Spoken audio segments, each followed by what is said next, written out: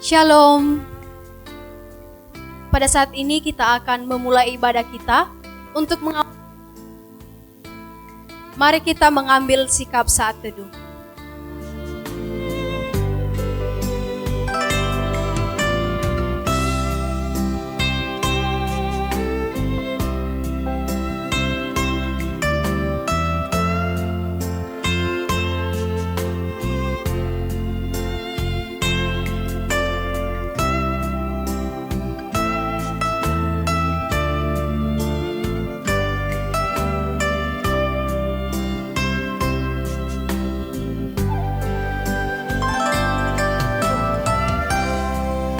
Amin. Tuhan kita adalah Tuhan yang penuh kasih, penuh kemuliaan, sehingga Ia telah rela mati di atas kayu salib untuk menebus dosa-dosa kita. Itu semua bukan karena kekuatan kita, melainkan oleh karena kasih Tuhan bagi kita. Untuk itu, mari kita memberikan kemuliaan bagi Dia dengan pujian oleh kuasa darah.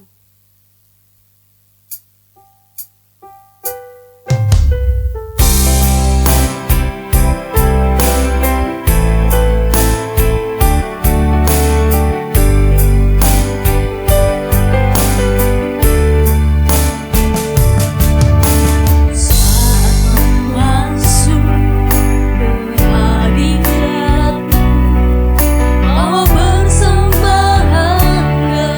kepada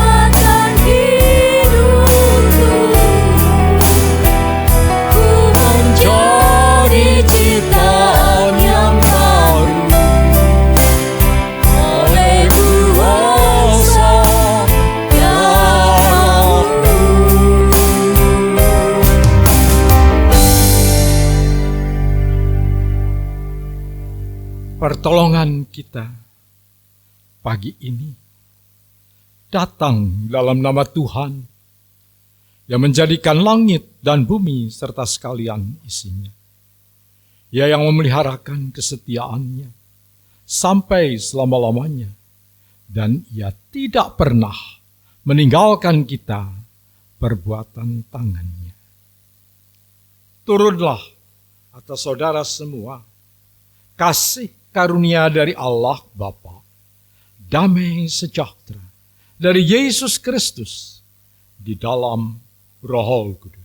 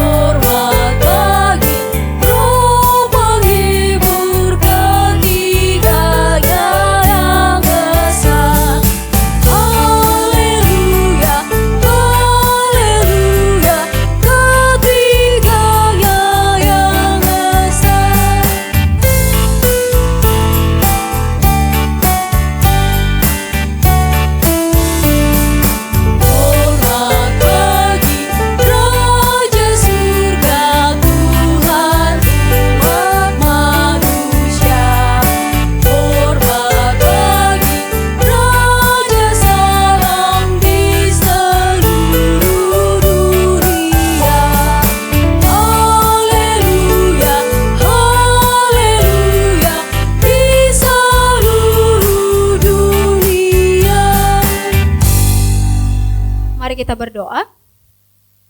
Ya Tuhan Allah yang bertata dalam kerajaan surga, kami sangat bersyukur ya Tuhan atas kasih dan penyertaan-Mu bagi kami dari tadi pagi hingga sampai saat ini ya Bapa.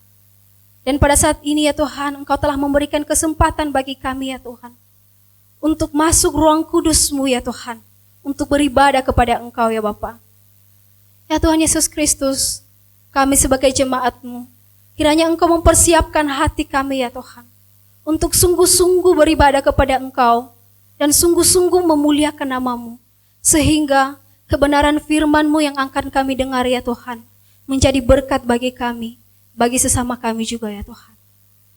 Ya Tuhan Yesus Kristus, pada saat ini kami juga tidak berhenti berdoa juga untuk jemaat-Mu yang masih belum sempat hadir ya Tuhan. Kiranya Engkau mengetuk pintu hati mereka ya Tuhan, untuk datang beribadah kepada Engkau ya Tuhan, untuk mengingat Engkau dan untuk memuliakan nama-Mu ya Bapa, sehingga melalui mereka nama-Mu juga termuliakan ya Tuhan Yesus. Ya Tuhan Allah yang bertata dalam kerajaan surga, kami juga sadar ya Tuhan sebagai anak-anak-Mu ya Bapa, kami adalah anak-anak yang penuh dengan keberdosaan ya Tuhan. Ampunilah kami ya Tuhan, sebab kami tahu ya Tuhan, sebenarnya kami tidak layak, tapi Engkau masih memberikan kesempatan bagi kami ya Tuhan, untuk melayakkan kami datang kepada Engkau ya Tuhan Yesus Kristus. Ya Tuhan, pada saat ini kami serahkan jam ibadah kami ini ke dalam tangan-Mu. Biarlah pimpinan kuasa Roh Kudus-Mu yang selalu menyertai dan memimpin kami. Di dalam nama Tuhan Yesus kami berdoa. Amin. Dengan tetap berdiri, mari kita terus memuji Tuhan dengan pujian, dengan-Mu Tuhan.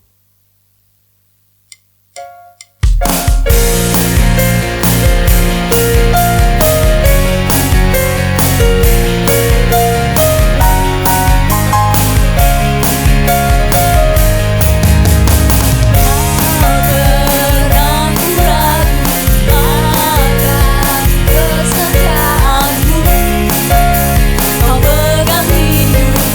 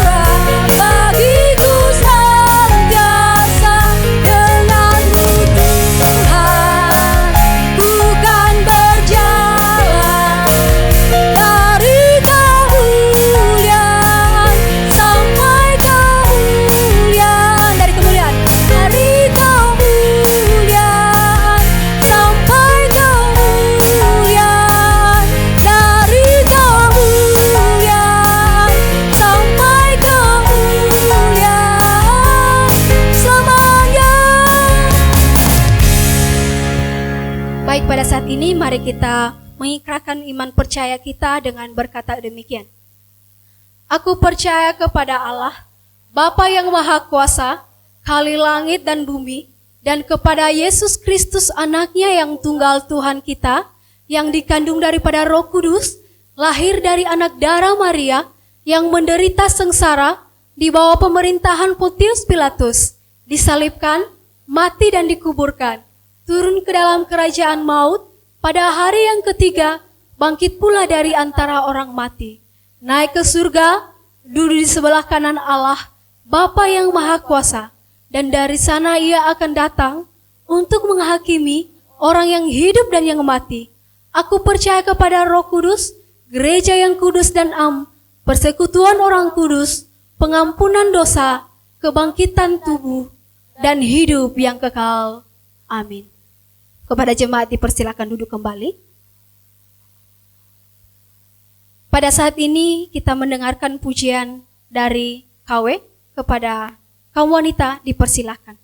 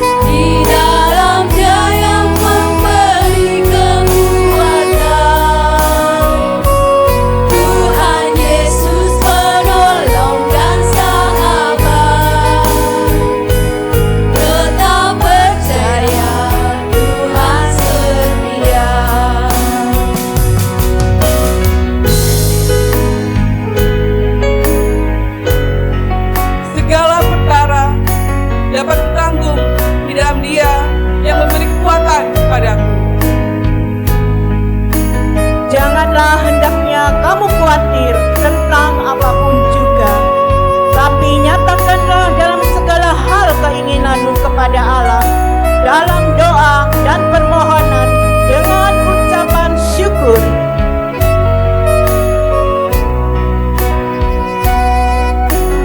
Perkara dapat ku tanggung di dalam Dia yang memberi kekuatan. Tuhan Yesus penolong dan sahabat. Tetap percaya Tuhan setia. Segala perkara dapat ku tanggung di dalam Dia yang memberi kekuatan. Tuhan Yesus penolong dan sahabat. Tetap percaya Tuhan setia. Tetap percaya Tuhan setia.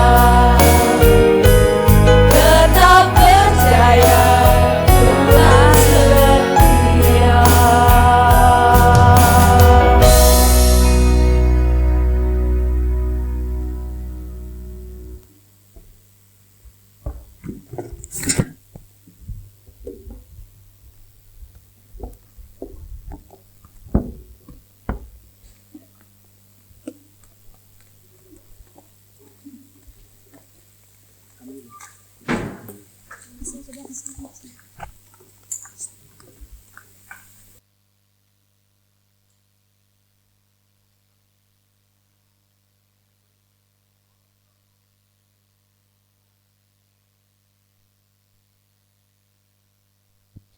Pada saat ini kita mendengarkan persembahan pujian dari saudara-saudari kita Excelsius. Dipersilakan.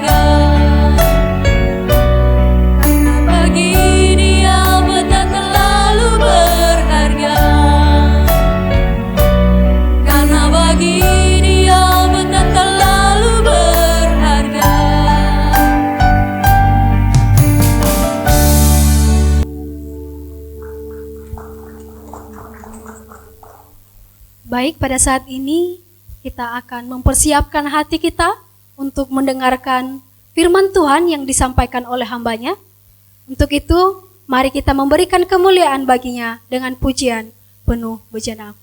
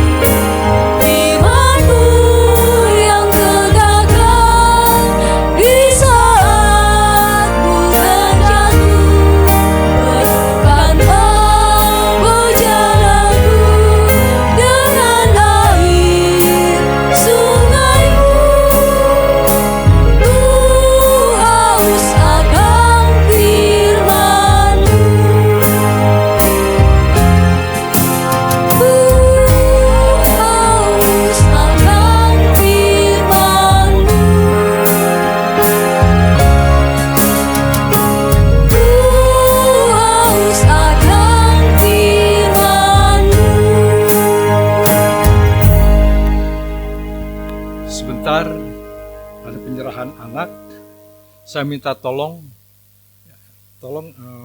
Justin sediakan kursi di depan 4. Justin dengan Maya ya, atau dengan silakan 4 kursi di depan di sini. Tolong persembahnya kepinggirkan dulu. Ya cukup di situ aja. 4 kursi di tengah.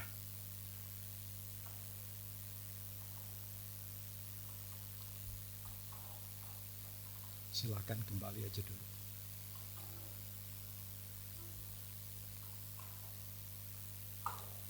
Saya undang saudara yang akan menyerahkan anak, yaitu Bapak Basi Duhu Halawa dengan istri dan juga anaknya yang akan diserahkan yang bernama Yulia Elizabeth Halawa. Silakan maju ke depan.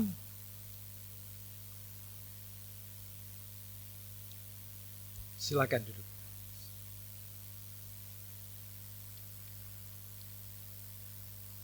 Istrinya, saya cukup. Ya. Satu keluarga lain, yaitu Bapak Daniel Novembrianto dengan istrinya, dengan anaknya yang akan diserahkan yang bernama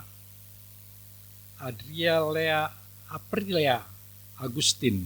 Aprilia atau Adrilia? Adrilia Agustin. Baik.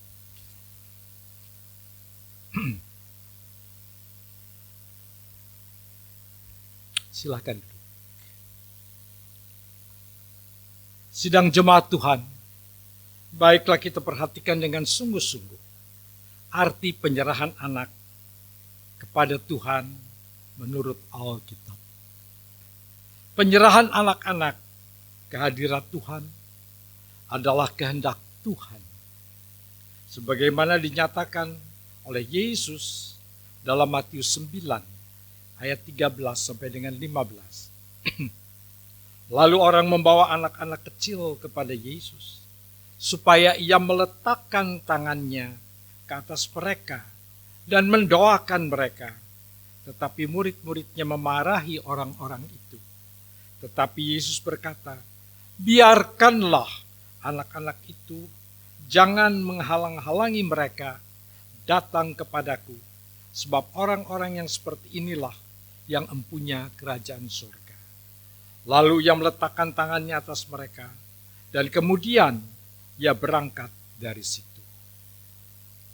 Penyerahan anak ke hadirat Tuhan adalah suatu bukti keinsyafan dari kita yang menjadi orang tuanya. Orang tua sadar bahwa anak ini harus diserahkan kepada Tuhan.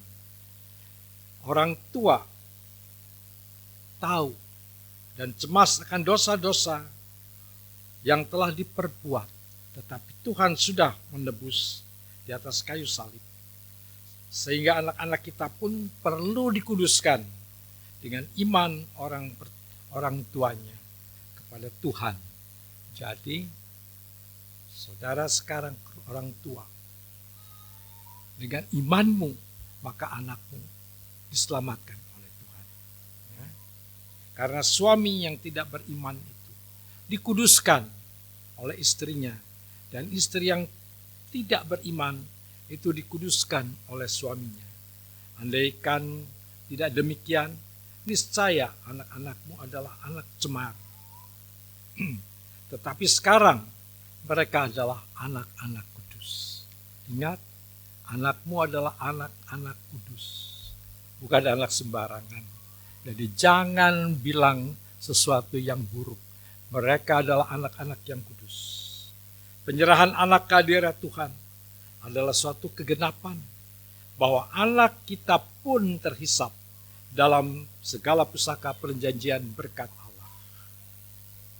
Itu tertulis dalam Kisah Para Rasul 2 ayat 39. Sebab bagi kamu janji itu, dan bagi anak-anakmu, dan bagi orang-orang yang masih jauh, yaitu sebanyak yang dipanggil oleh Tuhan kita Yesus Kristus. Saudara-saudara kekasih, telah kita yakini bahwa penyerahan anak-anak kepada Tuhan adalah perintah Tuhan sendiri. Dan kenyataan iman dari orang tuanya yang dikudus, anak-anak itu dikuduskan dan mendapat hak waris perjanjian pusaka daripada Allah sendiri. Maka saudara sebagai orang tua yang mengasuh anak ini hendaknya berjanji menerima tugas ilahi dan mendidik anak-anak ini ke dalam pengenalan terhadap Tuhan Allah dan firman-Nya, sehingga menjadi anak-anak yang takut akan Allah dan mentaati firman-Nya. Ingat, tugas orang tua mendidik anak-anak, memberitahu anak-anak, menasihati anak-anak, supaya takut akan Tuhan dan mentaati firman Tuhan, mulai dari mereka masih kecil. Saya mohon orang tua berdiri. Agar keyakinan hati saudara terhadap kehendak Allah nyata. Maka diharapkan kesediaan saudara-saudara menjawab pertanyaan yang akan saya sampaikan pada saudara di hadapan sidang jemaat. Meskipun anak saudara ini dilahirkan dalam keadaan dosa, namun percayakah saudara bahwa anak saudara ini terhisap juga dalam waris perjanjian berkat Allah? Dan oleh sebab itu saudara sebagai sidang Tuhan harus membawa anak ini kepada Tuhan. Bagaimana jawab saudara? Apakah saudara menyerahkan kepada Tuhan? Tahu bahwa ini penting? Bagaimana jawabnya? Maukah saudara berjanji mendidik anak ini mulai dari sekarang ini dan seterusnya dalam percaya kepada Tuhan Yesus menurut kehendaknya sesuai dengan firman Allah? Bersedia berjanji mendidik anak ini dalam takut akan Tuhan? Bagaimana jawabnya? Baik.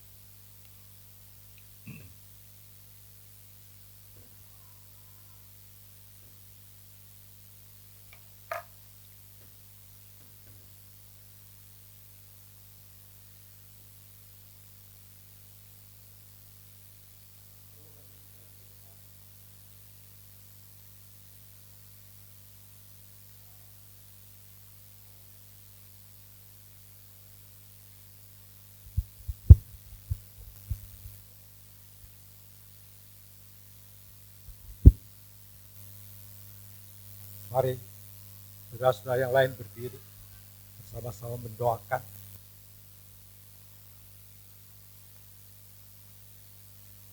Akan serahkan anak-anak ini ke dalam tangan Tuhan.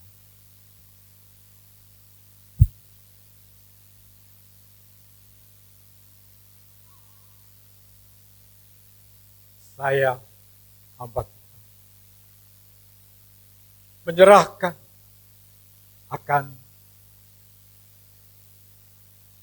anak Julia Elizabeth dalam nama Bapa, Putra, dan Roh Kudus, supaya Tuhan boleh menganugerahkan anugerahnya dan memberkati akan Julia di dalam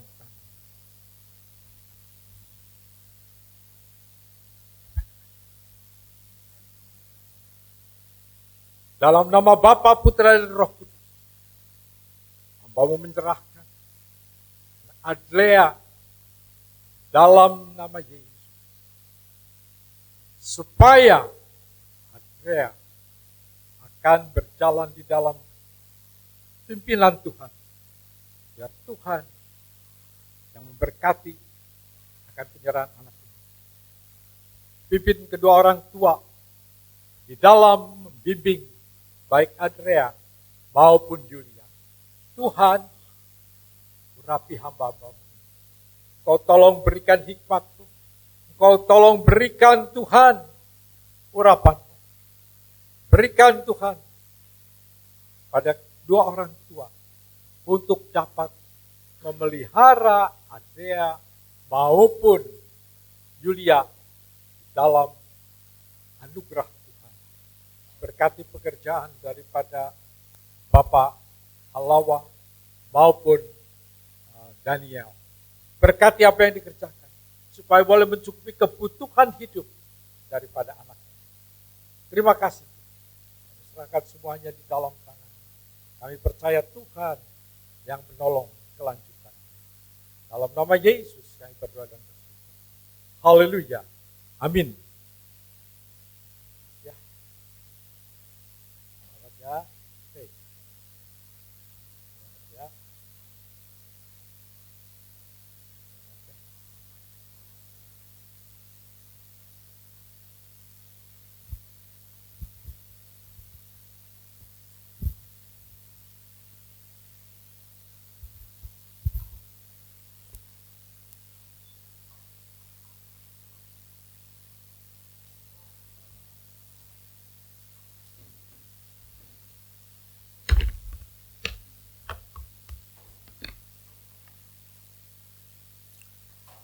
Mari silahkan duduk semua.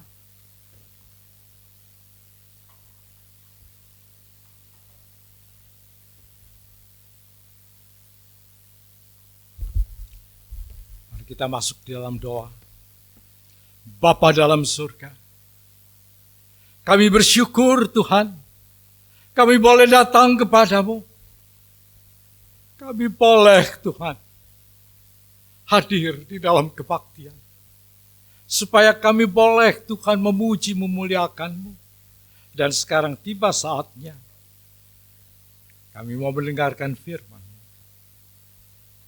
Bukakan akan rahasia firman-Mu buat kami. Tolong Tuhan, urapi hamba-Mu. Tutup hamba-Mu di belakang salib-Mu. Supaya boleh menyampaikan firman yang Engkau sendiri telah siapkan. Tolong Tuhan kami yang mendengar. Urapi kami semua. Supaya kami boleh mengerti firman Tuhan. Terima kasih Tuhan. Dalam nama Yesus kami berdoa. Amin. Mari kita bersama-sama buka Alkitab kita dari kitab Kejadian pasal 32. Kejadian pasal 32. Kejadian pasal 32 ayat 1 sampai dengan yang ke-10.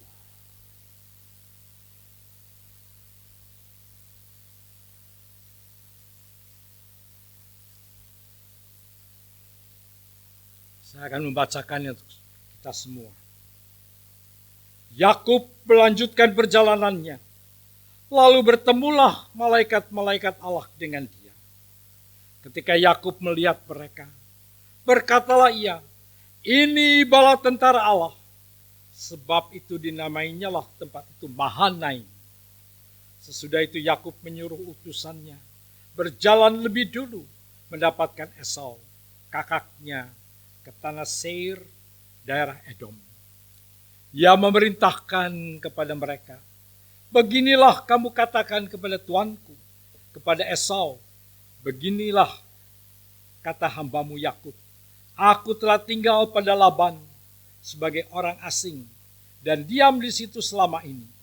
Aku telah mempunyai lembu sapi, keledai, dan kambing domba, budak laki-laki dan perempuan, dan aku menyuruh memberitahukan hal ini kepada tuanku supaya aku mendapat kasih-Mu.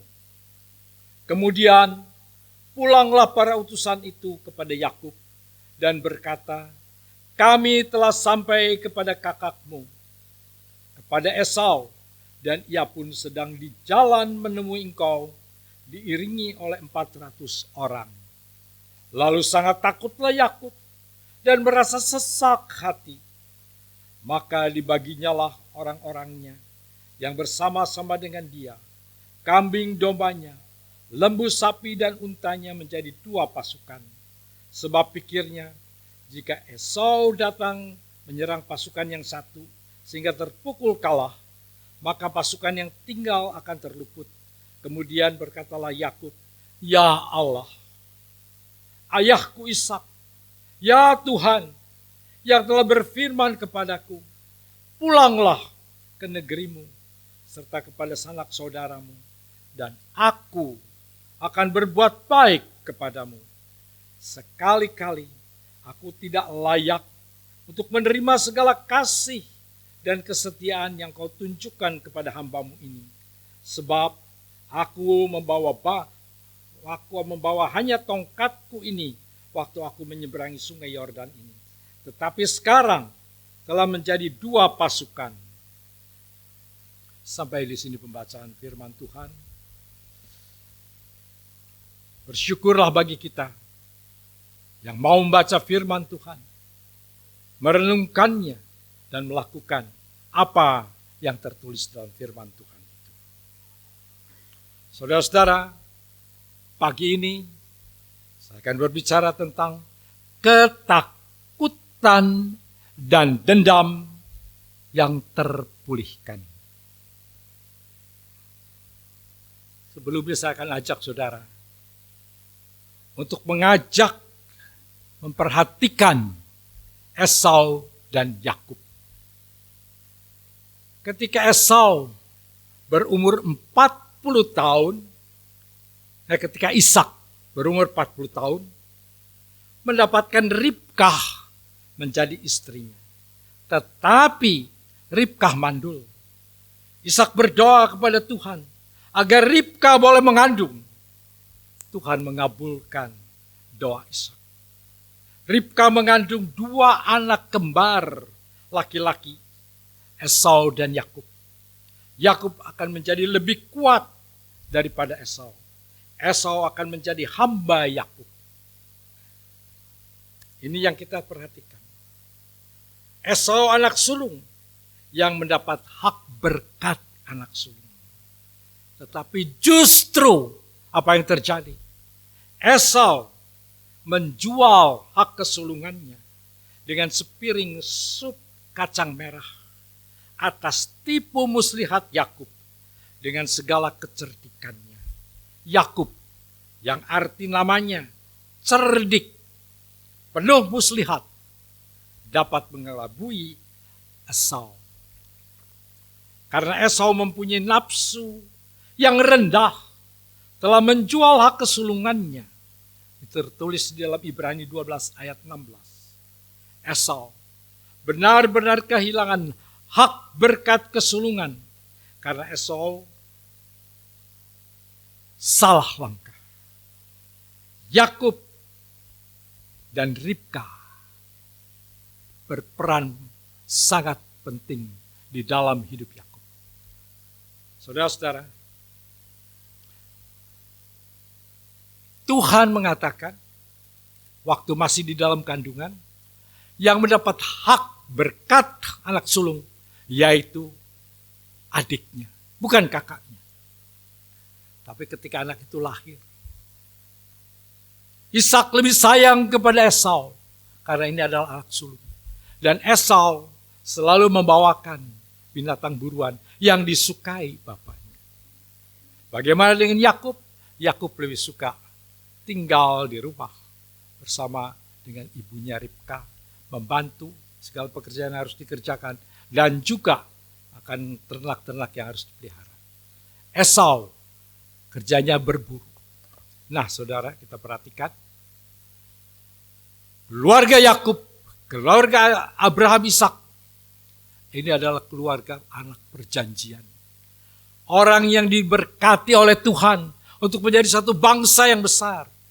Tetapi kita melihat di dalam keluarga yang dijanjikan oleh Allah, ada hal-hal yang mungkin kita agak heran juga. Kenapa keluarga Yakub atau keluarga Ishak bukan keluarga yang harmonis? Sayang sekali. Karena sikap dari orang tua Ishak dan Ribkah sangat berbeda. Ishak sayang kepada Esau, Ribkah sayang kepada Yakub. Ingat saudara, sekalipun kita diberkati, nikah kita diberkati, supaya Tuhan dipermuliakan di dalam hidup keluarga kita. Janganlah jadi ibu dan bapak seperti Yakub, seperti Ishak dan Ribkah. Tidak damai. Maksud saya bukan tidak damai selalu ribut, tidak. Tetapi tidak harmonis. Yang satu disayang bapak, yang satu disayang ibu. Ini persoalan. Nah, kita lihat selanjutnya apa yang terjadi.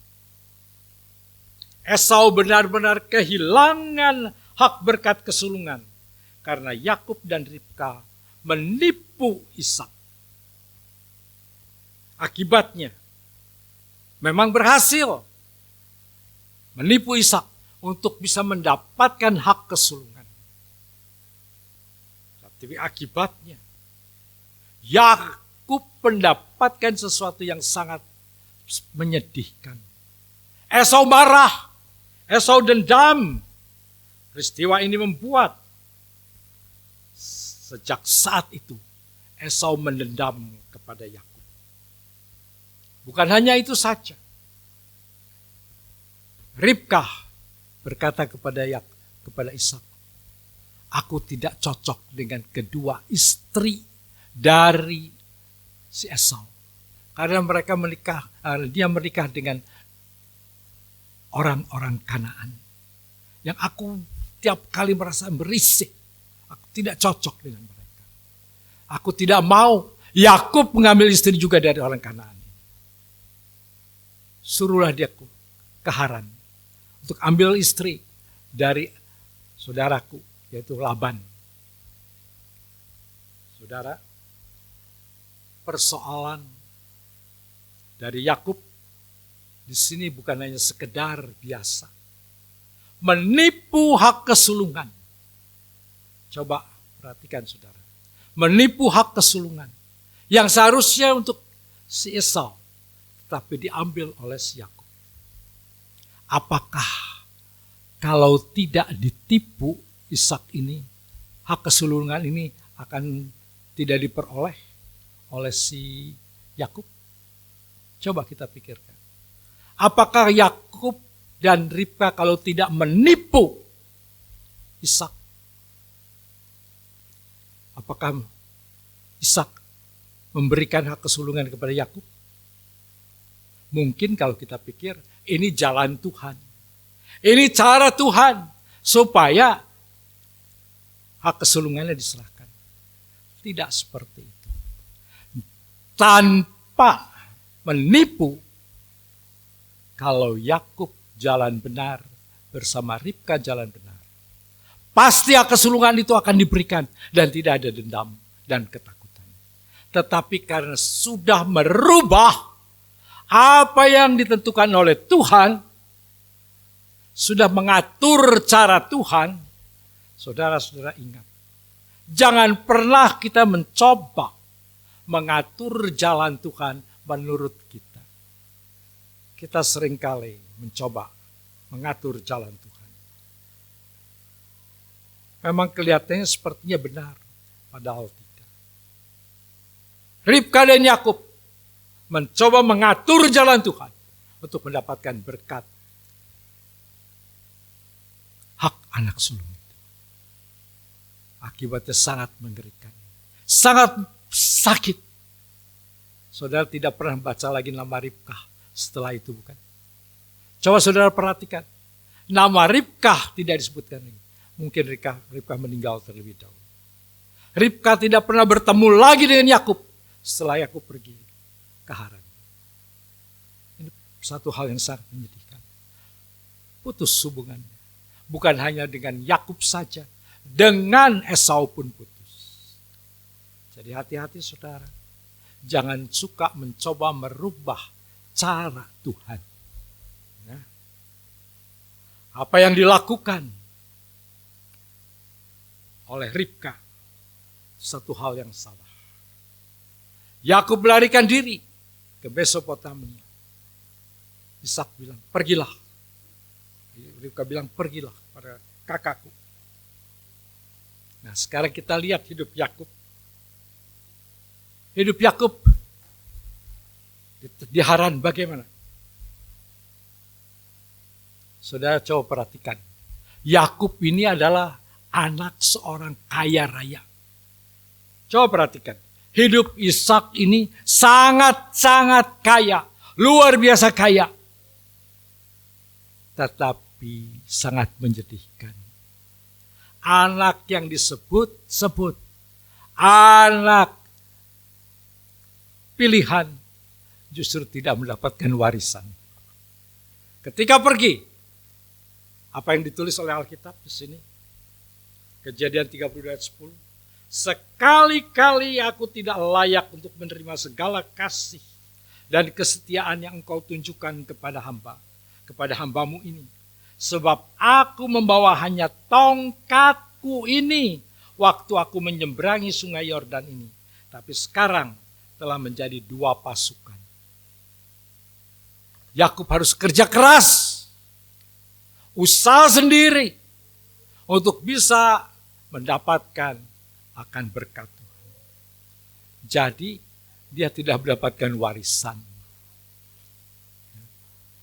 tidak disebutkan dia dapat waris, tapi dia harus kerja setengah mati.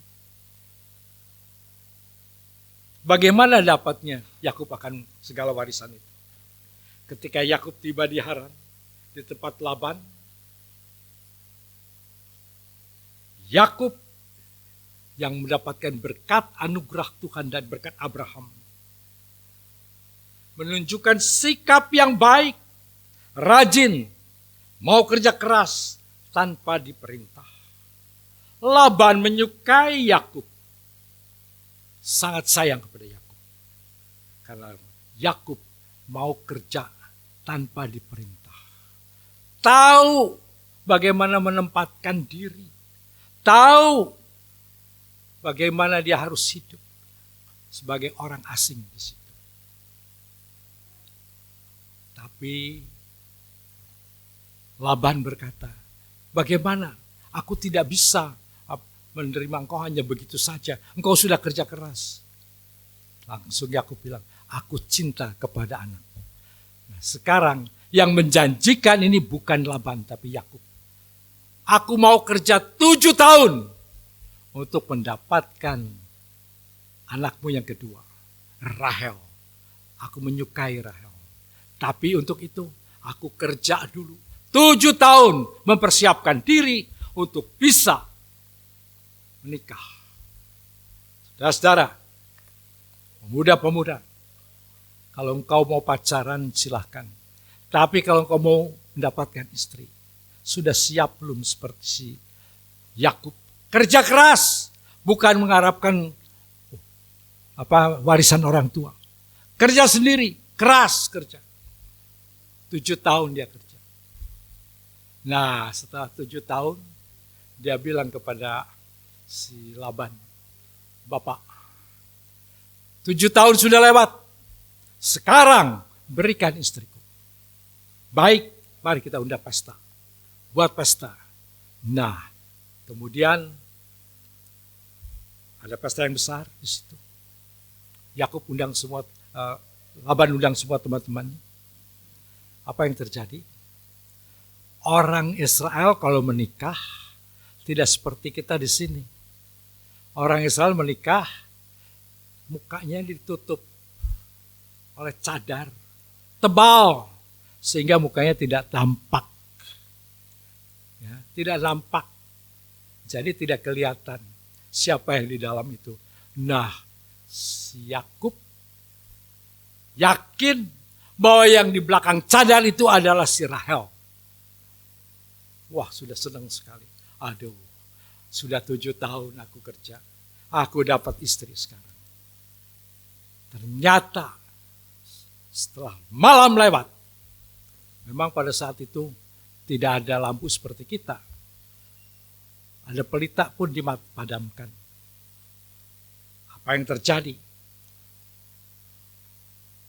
Yakub dan Lea yang diberikan bukan Rahel, tapi Lea oleh siapa? Oleh si Laban. Ini sesuatu yang istimewa.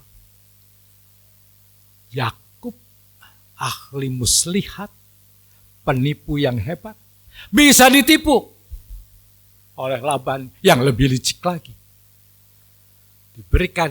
Yang diberikan bukan si Rahel tapi si Lea. Ketahuannya baru pagi. Setelah mereka melakukan tugas sebagai suami istri. Pagi-pagi, loh yang dilihat ini Lea, bukan Rahel.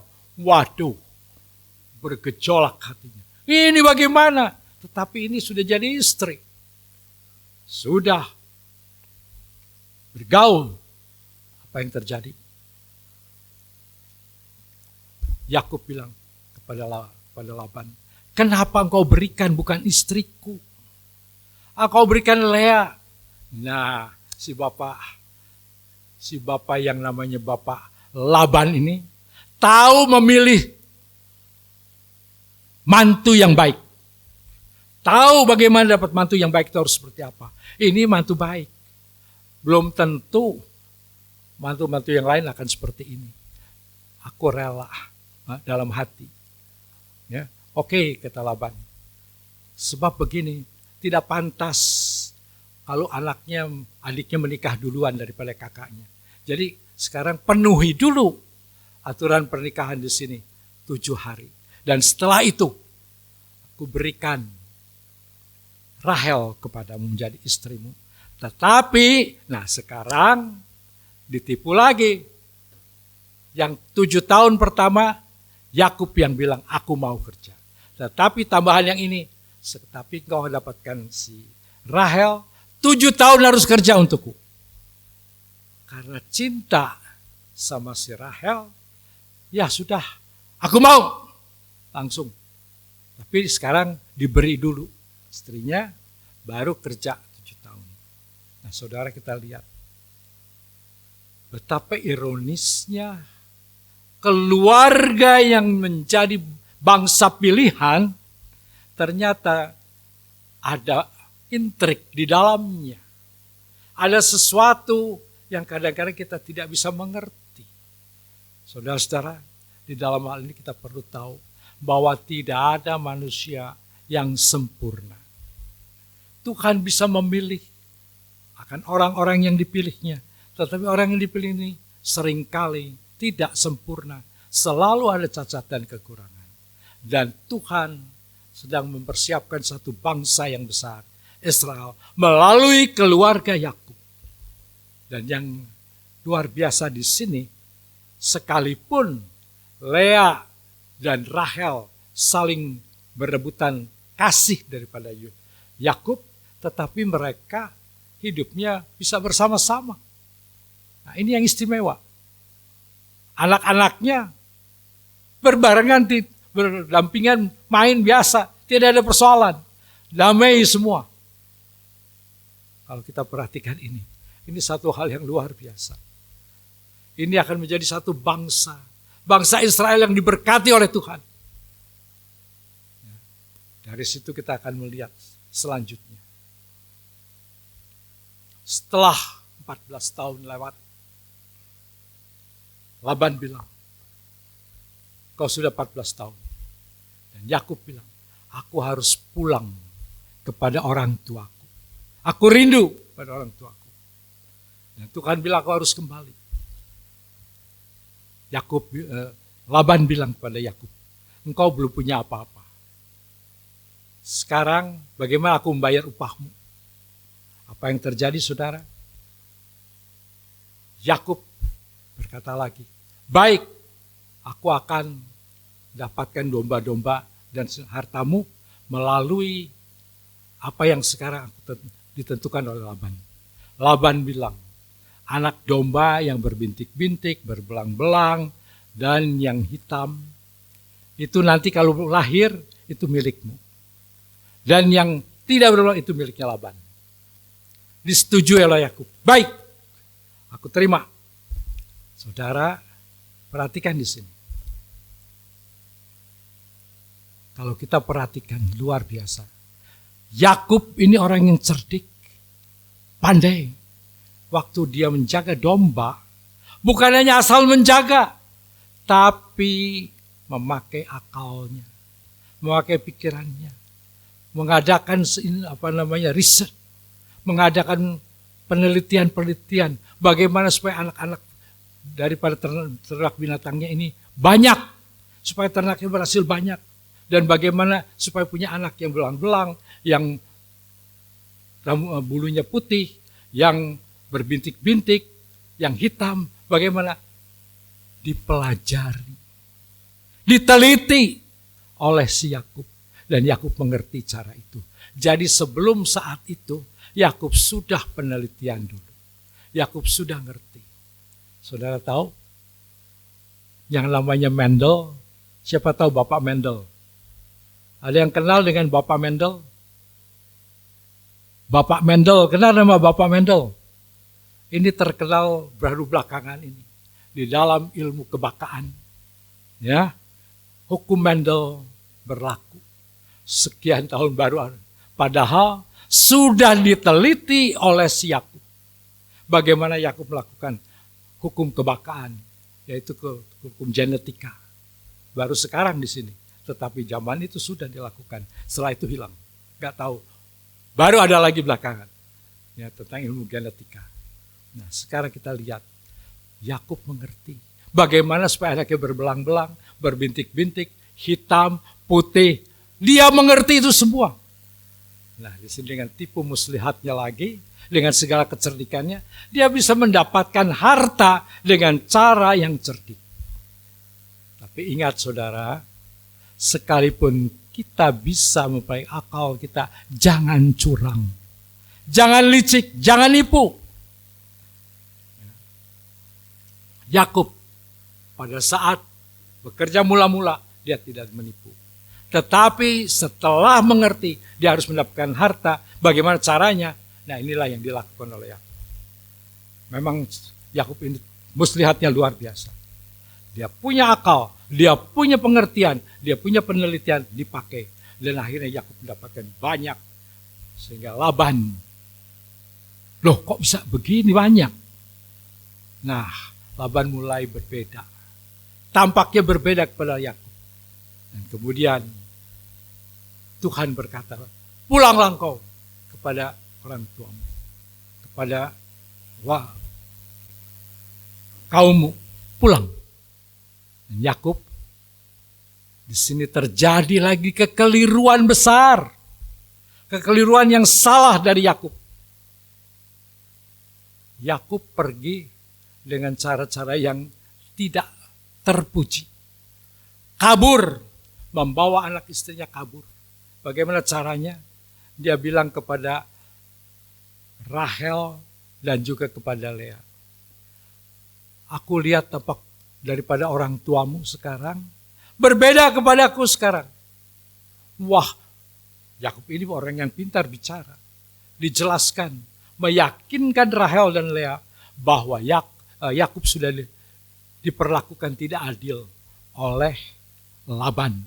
Dan memang Laban sudah mengganti-ganti terus karena melihat hasil dari Yakub ini luar biasa besarnya. Kenapa bisa begitu? Jadi kalau yang keluar sekarang, kok yang putih banyak sekali? Laban tukar, sekarang aku yang putih, kamu yang belang-belang. Wah, waktu yang belang-belang untuk Yakub, ya ini jadi banyak. Tukar lagi, yang berbintik-bintik. Wah ini tukar-tukar terus.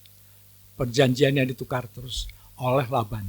Dan Yakub bilang, ayahmu telah mengingkari semua 10 kali, janjinya sudah dirubah. Saudara-saudara lihat di sini. Yakub bisa mempengaruhi Lea maupun Rahel supaya tidak mengikut akan orang tuanya. Tetapi kemudian Rahel dan Lea bilang, memang sekarang apa-apa yang ada sekarang di sini sudah tidak tersedia lagi untuk kami. Semua sudah dihabiskannya. Jadi tidak lagi buat kami. Jadi buat apa kami di sini? Ayo kita pergi saja. Ikut. Pintar sekali Yakub mempengaruhi istrinya. Langsung pulang. Pergi mereka. Setelah pergi, Laban lihat, loh kemana anak-anakku? Kemana cucuku? Kemana Yakub? Kaget. Pegawainya bilang, Yakub lari. Pergi dengan keluarganya. Dikejar. Dan akhirnya dapat. Waktu dikejar, sebelum ketemu, Tuhan sudah berkata kepada Laban, jangan kamu mengatai apapun yang buruk kepada Yakub. Hati-hati. Tuhan sudah memberitahukan itu kepada Laban. Ingat saudara, sekalipun Yakub banyak salahnya, tetapi dia adalah bangsa pilihan Tuhan. Tuhan mau tetap memperhatikan dan menjaga. Jadi Tuhan masih melindungi Yakub. Yakub masih dijaga oleh Tuhan. Dalam hal ini, saudara jangan salah.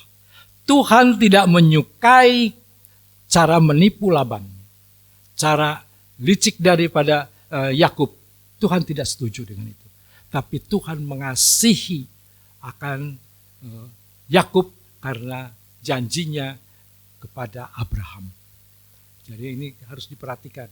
Jadi bukan Tuhan setuju kalau saudara licik nanti Tuhan setuju, tidak.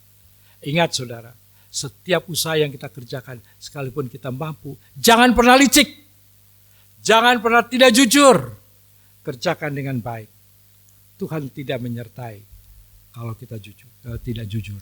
Tuhan menyertai kalau kita kudus. Perhatikan ini semua. Nah, coba kita lihat apa yang Tuhan mau mengajar kita melalui apa yang kita lihat dari hidup daripada Yakub. Sudah lihat apa yang terjadi dengan Yakub. Laban ngejar, langsung ketemu. Yakub ketakutan. Waduh, ini apa ini? Dia tahu, dia salah. Dan kemudian Laban, kenapa engkau melarikan diri? Bukankah kalau bicara baik-baik kita bisa ketemu? Mestinya kan bisa ngomong baik-baik, tetapi tidak dilakukan. Inilah kebiasaan daripada Yakub yang selalu cara-caranya berpikirnya curang. Ya, tidak dengan cara yang baik-baik. Inilah persoalan.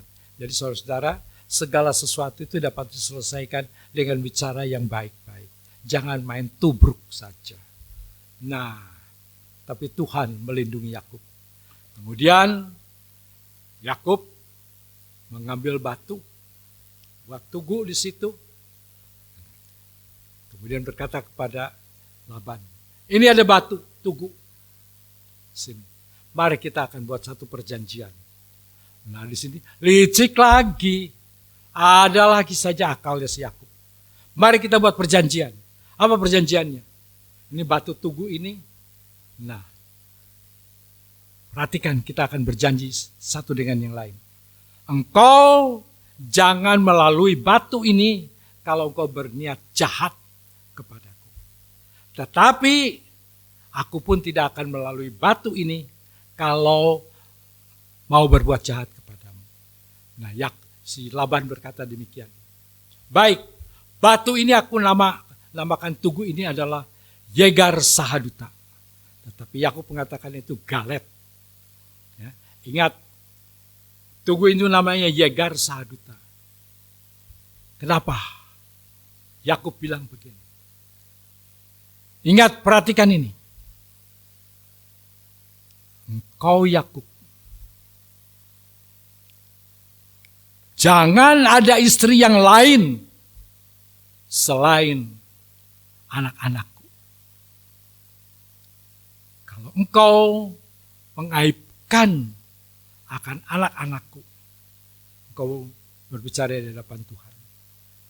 Dan memang Yakub tidak main-main dengan perempuan lain. Hanya itu yang jadi istrinya. Dan itu yang dilakukan. Ya, tapi Laban tidak boleh melewati batu itu. Batu Yegar Sahaduta. Dan bagi Yakub tidak akan melewati Galet untuk berbuat jahat kepada Laban. Sebenarnya saudara, perjanjian ini tidak perlu. Kenapa ada perjanjian seperti ini? Di sini saya perhatikan, kalau mertua dan menantu, ini ada masalah karena mertua dan menantu. Ini persoalan. Itu sebabnya saudara. Saudara kepada orang mertua saudara, itu orang lain bilang itu mertua. Tetapi bagi saudara itu bapak. Itu bapakku. Bapak istri itu adalah bapak saudara. Bapak daripada suami itulah bapak daripada istri. Bukan mertua. Mertua juga bukan kepada menantu, tapi kepada anak. Kalau kepada anak tidak ada persoalan. Sebenarnya perjanjian Yegar Sahaduta sebetulnya sesuatu perjanjian yang sebenarnya tidak perlu dibuat. Kalau kedua-duanya mengerti bahwa suami, mertua dan menantu itu baik hubungannya. Nah, sekarang kita lihat. Setelah itu mereka makan bersama-sama. Laban kembali. Langsung Yakub bilang apa? Lega, aman sekarang. Satu persoalan selesai. Tetapi waktu Yakub mau meneruskan perjalanannya, tiba-tiba tampak kepadanya malaikat bala tentara Allah ada di atas. Dia melihat itu semua. Langsung Yakub bilang, ini bala tentara surga yang mengikuti aku, menyertai aku. Waduh, mesti tenang. damai mestinya. Waduh, ada bala tentara surga yang ikut denganku. Tetapi apa yang terjadi? Berbeda. Yakub mula-mula ingat itu ada bala tentara surga menyertai aku. Langsung Yakub bilang ini tempatnya Mahanaim. Dan sekarang setelah lewat, langsung apa yang terjadi? Yang tadinya aduh senang, sekarang aduh Tuhan. Aduh Tuhan. Aku akan ketemu dengan Esau. Aku takut. Aku ngeri kepada Esau. Dia dendam kepadaku. Bagaimana ini? Tapi aku harus pulang ke sana. Waktu itu, waktu mau menyeberang sungai Yabok, Yakub menyeberangkan anak-anaknya, istrinya, semua domba-dombanya seberangkan. Dan kemudian di dalam ketakutannya, Yakub berpikir, apa yang harus saya buat? Akalnya jalan. Karena dia cerdas. Akalnya jalan. Apa? Siapkan pemberian-pemberian. Siapkan hadiah buat Esau. Dibagi 2 rombongan. Jalan duluan rombongan pertama. Dengan beberapa ratus ekor binatang. Ternak-ternak. Dan juga yang kedua. Nah, kalau ketemu nanti dengan si Esau di jalan. Beritahu. Ini buat Tuanku. Ini buat Tuanku Esau dari Yakub. Yakub mencoba meredakan amarah daripada Esau dengan pemberian-pemberian. Saudara-saudara, bukankah kita sering seperti itu? Mau meredakan marah seseorang dengan pemberian, dengan sogokan. Bukan dengan cara itu. Tuhan tidak mau cara itu. Dan kita lihat apa yang terjadi. Tuhan mengajar kepada Yakub. Saat dia sendirian dekat sungai Yabok. Dia ketakutan. Dia berdoa. Dia teriak, Tuhan aku takut. Pada saat itu, dia sedang berdoa keras. Tampaklah seorang laki-laki yang bergumul dengan dia. Bergumul terus kuat. Kita lihat gambaran ini apa sebenarnya. Yakub sebetulnya sedang bergumul. Memang yang tampak adalah laki-laki yang bergumul dengan dia. Padahal Yakub sedang bergumul dengan dirinya sendiri. Yakub sedang bergumul dengan keadaannya sendiri. Yakub sedang bergumul dengan segala kesalahannya. Yakub sedang bergumul dengan segala muslihatnya. Apakah ini? Dan Yakub mengerti itu semua. Yakub tahu ini salah. Saudara-saudara, berapa banyak ketika kita sedang mengalami kesulitan, sedang mengalami tekanan yang berat, kita harus bergumul. Kita harus mencari Tuhan. Kita berdoa semalam-malaman. Dan Yakub pada saat itu belajar untuk bergantung kepada Tuhan sepenuhnya. Dan ketika sampai hampir menyingsing, Yakub dipukul sendi pangkal pahanya. Dan apa itu Yakub pincang. Dan kemudian orang laki-laki itu bilang, lepaskan aku. Yakub bilang, tidak, berkati aku. Langsung Tuhan bilang, siapa namamu? Namaku Yakub. Kemudian Tuhan bilang, namamu sekarang bukan Yakub, tetapi Israel. Engkau Israel, karena engkau sudah menang. Lawan, bergumul dengan Allah dan dengan dirimu sendiri. Ini ingat saudara, kalau kita bergumul, kita seakan-akan mencari Tuhan, aduh bergumul dengan Tuhan, Tuhan bagaimana ini? Sebenarnya kita sedang bergumul dengan diri kita sendiri. Keadaan kita yang salah, keadaan kita yang tidak baik, kita sedang bergumul dengan itu. Dan Tuhan memberikan kemenangan. Setelah tahu-tahu, setelah beritahu namanya Israel, kemudian malaikat itu pergi. Teranglah matahari terbit. Saudara-saudara, setelah kita bergumul dengan keras, bergumul dengan setengah mati, di tengah kegelapan, matahari timbul. Matahari terbit, satu cahaya baru. terbit buat kita. Dan pada saat matahari terbit, apa yang kita tampak? Esau datang di sana, sedang berjalan. Dan sekarang Yakub maju seorang diri. Dia langsung berlutut. Sampai 7 kali berlutut. Dari sana, Esau melihat Yakub. Bukan lagi jalan, tapi lari. Lari bukan untuk mau membunuh, tapi lari. Dan kemudian mencekap Yakub. Dipeluknya Yakub, diciumnya Yakub. Sambil bertangis-tangisan. Setelah semua selesai, kita lihat apa yang terjadi sekarang. Dendam, ketakutan, sirna semua. Dipulihkan semua. Karena pergumulan dengan Tuhan selesai. Dan Tuhan memberkati Yakub dan juga memberkati Esau. Damailah semua. Barulah tenang. Setelah itu semua dapat dikerjakan dengan baik. Tuhan memberkati. Mari kita berdoa.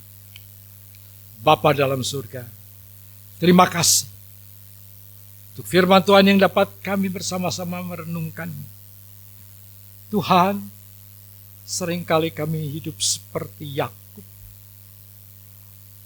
Orang yang diberkati oleh Tuhan.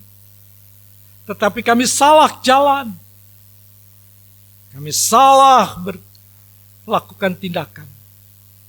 Sehingga kami mengalami ketakutan. Mengalami Tuhan hal-hal yang pahit. Hal-hal yang berat.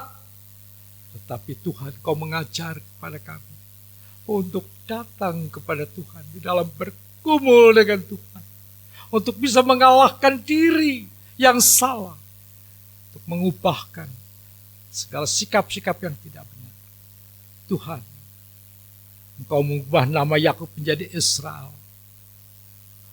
Orang yang menang atas pergumulan dengan Tuhan dan juga dengan manusia.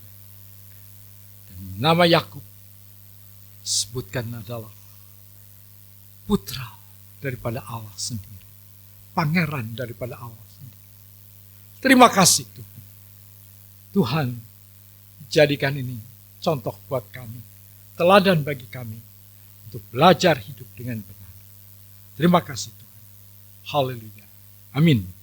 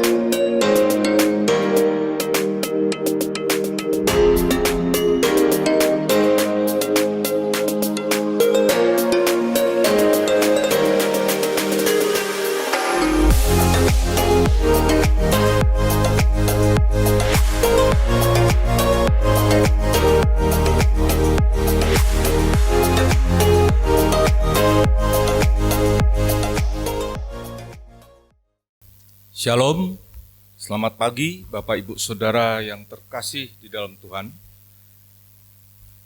Kami akan membacakan warta jemaat untuk minggu ini adalah sebagai berikut.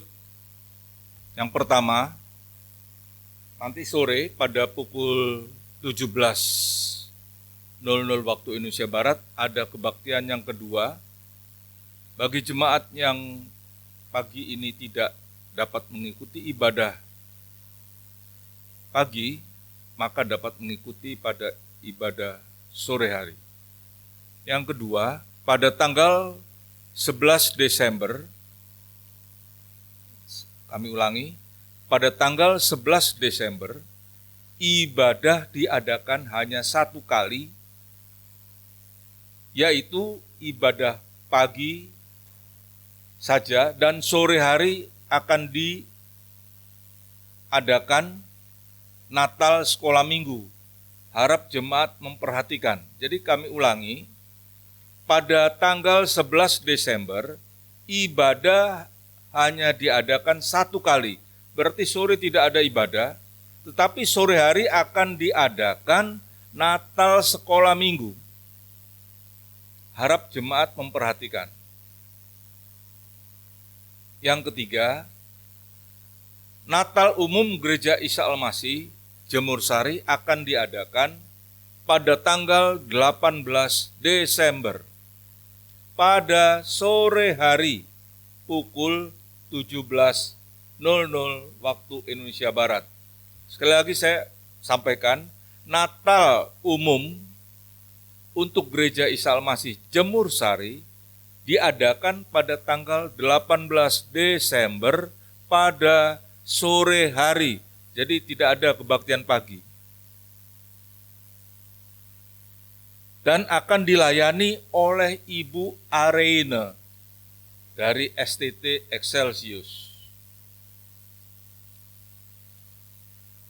Yang keempat, ibadah tanggal 25 Desember hanya diadakan juga satu kali pada sore hari. Jadi perayaan Natal, ibadah Natal pada sore hari, kemudian juga tanggal 25 Desember, ibadah ini hanya diadakan satu kali juga pada sore hari, pada pukul 17 waktu Indonesia bagian Barat. Jadi tolong diingat, tanggal 18 dan tanggal 25 tidak ada ibadah pada pagi hari. Semua kegiatan di sore hari. 18 kita mengadakan ibadah untuk Natal, perayaan Natal, tanggal 18 Desember, tanggal 25 Desember, itu juga diadakan pada sore hari. Yang kelima, dalam rangka Natal Gereja Isa Al-Masih Jemur Sari tahun 2022, mari kita mengajak keluarga, rekan-rekan atau rekan-rekan untuk dapat menyaksikan berita Natal. Jadi diharapkan Bapak Ibu Saudara bisa dapat mengajak sanak saudara atau kenalannya pada perayaan Natal nanti yang akan diadakan pada tanggal 18 Desember. Yang keenam, minggu depan ibadah ke-1 dan ke-2 disertai perjamuan kudus. Jemaat mempersiapkan diri. Minggu depan jemaat dapat membawa persembahan persepuluhan saudara. Amplop perpuluhan telah disediakan di dekat pintu masuk. Jadi untuk minggu depan tanggal 4 Desember, ibadah ada pagi ada sore. Ya, ini agak sedikit membingungkan Bapak Ibu Saudara. Tapi ingat baik-baik, minggu depan, tanggal 4 Desember, ada ibadah pagi dan sore disertai perjamuan kudus. Sedangkan itu tanggal 4. Untuk tanggal 11 juga sama. Ini ibadah, pada tanggal 11, ibadah diadakan hanya satu kali. Ya, yaitu ibadah pagi, sore hari tidak ada karena akan dipakai untuk kegiatan perayaan Natal bagi sekolah minggu. Ya, tolong diperhatikan Bapak Ibu Saudara. Yang terakhir, Majelis Daerah 5 Jawa Timur mengajak Bapak Ibu Saudara untuk berpartisipasi membantu korban gempa bumi yang terjadi di Cianjur. Bapak Ibu dapat memberikan persembahan. Dan persembahan untuk hari ini, jemaat diberi kesempatan untuk memberikan persembahan untuk pekerjaan Tuhan dalam bentuk kolekte, dan juga persembahan pembangunan. Kotak persembahan sudah disiapkan di depan mimbar. persembahan Natal dapat dimasukkan melalui amplop yang sudah disediakan dan diberi centang atau kode Natal. Dan persembahan hari ini akan dikumpulkan oleh Ibu Verlina dan Saudari Fani. Pada yang bertugas mungkin bisa maju ke depan. Firman Tuhan yang melandasi kita untuk memberi persembahan diambil dari 1 Tawarikh 29 ayatnya yang ke-14.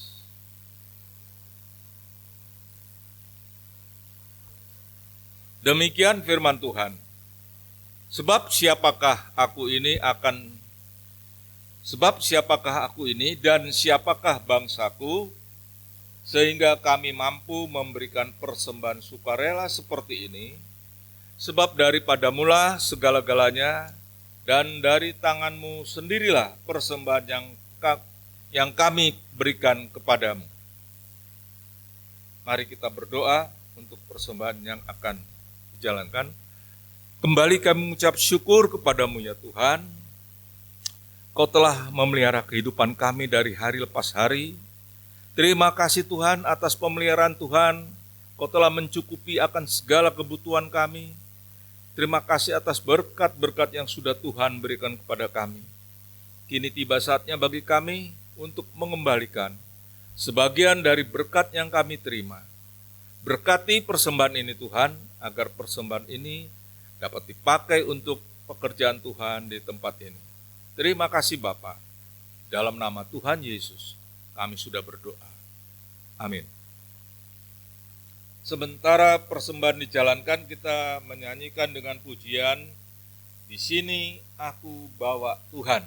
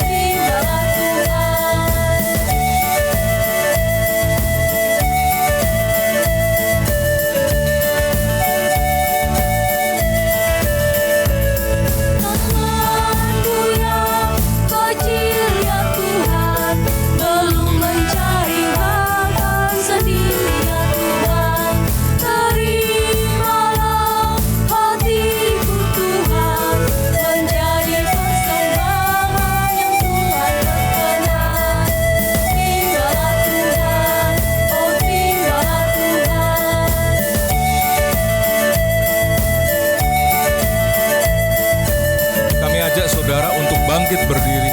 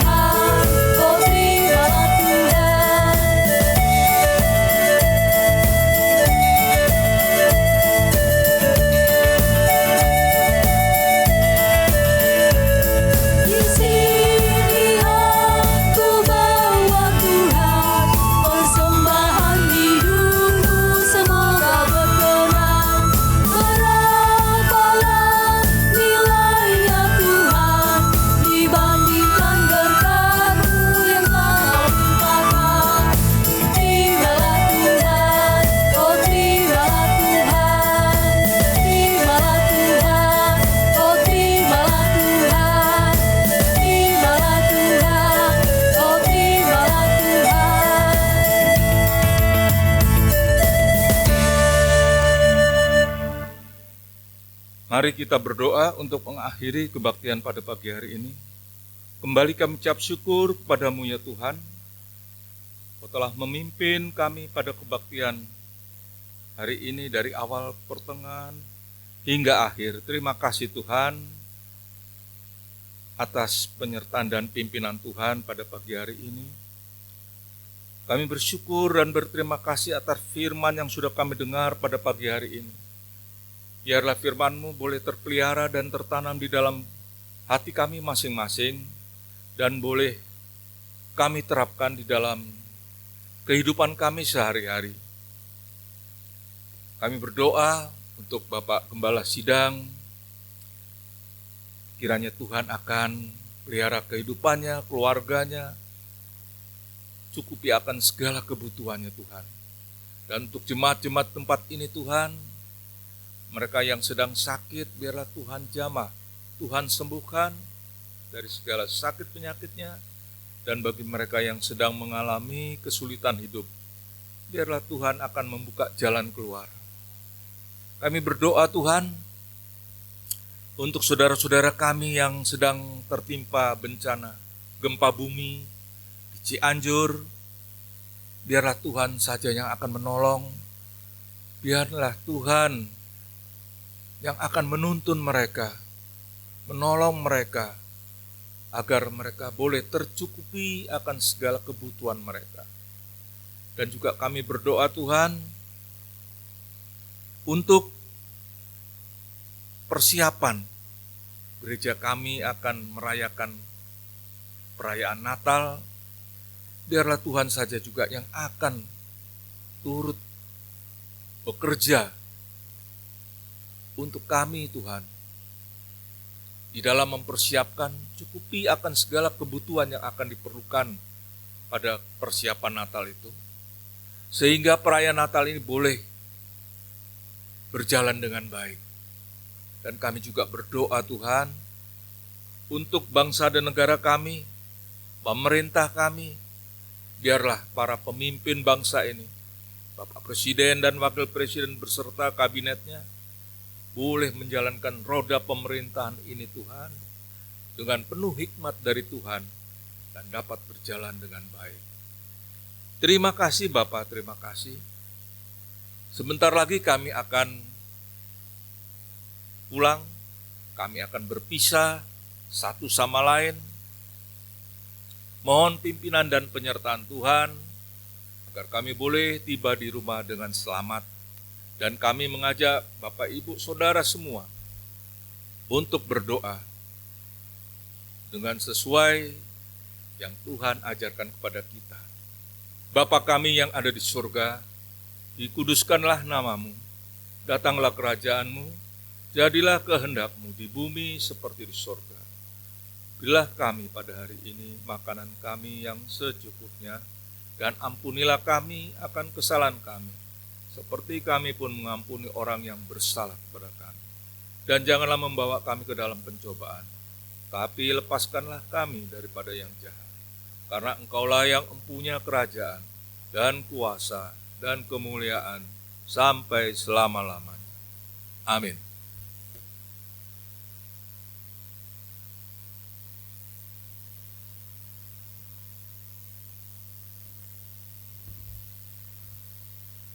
Tuhan memberkati engkau, Tuhan melindungi engkau, Tuhan menyinari engkau dengan wajah-Nya, dan memberikan kepadamu kasih karunia. Tuhan menghadapkan wajah-Nya kepadamu, memberikan damai sejahtera. Sekarang pulanglah di dalam damai sejahtera dari Allah Bapa, di dalam kasih karunia dari Yesus Kristus, dan di dalam persekutuan dengan Roh Kudus, menyertai saudara semua mulai saat ini sampai Yesus datang kembali.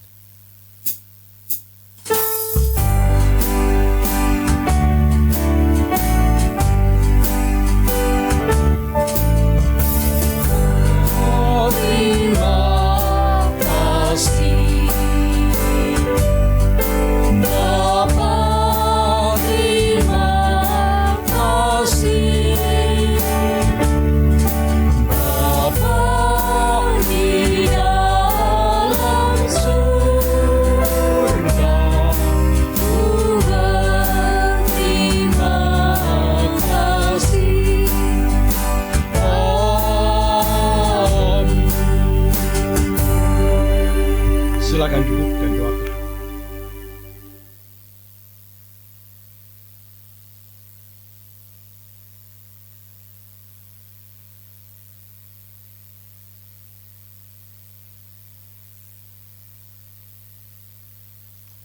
Baik, saya mohon perhatian saudara. Ini penting sekali, yaitu pemberitahuan nikah. Kenapa tadi tidak disampaikan oleh pewarta? Karena ini yang menikah orang yang istimewa. Ya, jadi saya yang ambil bagian ini. Pemberitahuan nikah.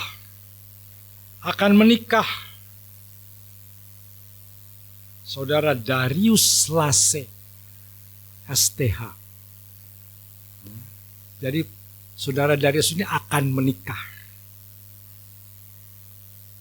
Saudara Darius adalah anak ketiga dari Bapak Sokisiduhu Lase dan Ibu Adimina Lahagu.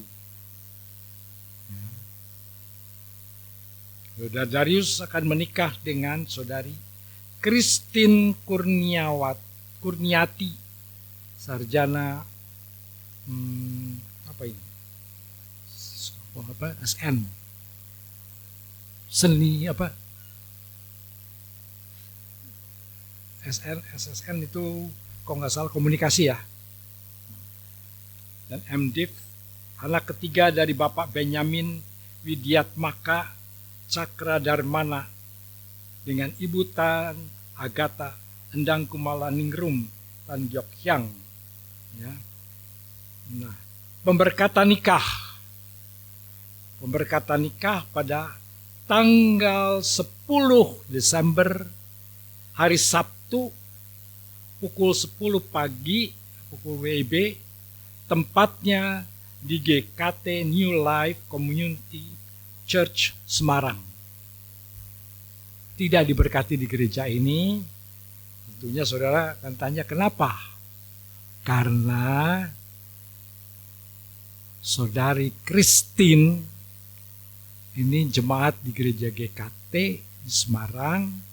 Orang tuanya adalah boleh dikatakan bukan hanya sekedar majelis, tetapi juga adalah pengurus di gereja ini yang sudah lama. Dan juga ibunya sangat aktif di gereja itu. Sehingga ibu ini minta supaya diberkati di sana. Dan juga Christine juga hamba Tuhan di sana. Nah, itu sebabnya Darius minta supaya boleh diberkati di Semarang.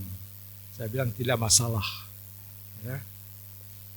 Saya akan ke sana mewakili saudara semua hadir di tempat pemberkatan daripada Bapak saudara kita Darius. Nanti kalau sudah menikah dipanggilnya Bapak, sekarang masih saudara saja. Ya, nanti kalau nikah boleh panggil Bapak Darius. Ya. Baik. Jadi nanti tanggal 11 pemberkatannya dan 10 ya, pemberkatan tanggal 10. Tanggal 10. Jadi saya akan ke sana bersama dengan Bapak Iwan. Bukan Saudara Iwan, bukan Bapak. Ya, Saudara Iwan ya, akan hadir di sana. Baik, ini yang perlu saudara ketahui.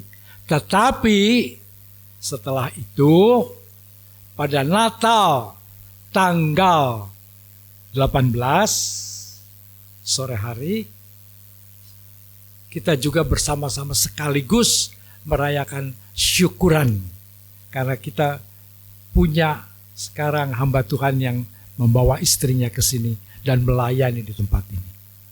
Ya, jadi pada hari Natal tanggal 18 selain perayaan Natal juga ada syukuran untuk saudara Darius dan istrinya Christine. Jadi semua diundang, semua datang. Saya harapkan semua datang. Ya, semua jemaat datang untuk bersyukur bersama Darius dan juga dengan Christine. Nanti Ibu Christine dan Bapak Darius akan melayani di tempat ini. Tuhan memberkati. Selamat siang.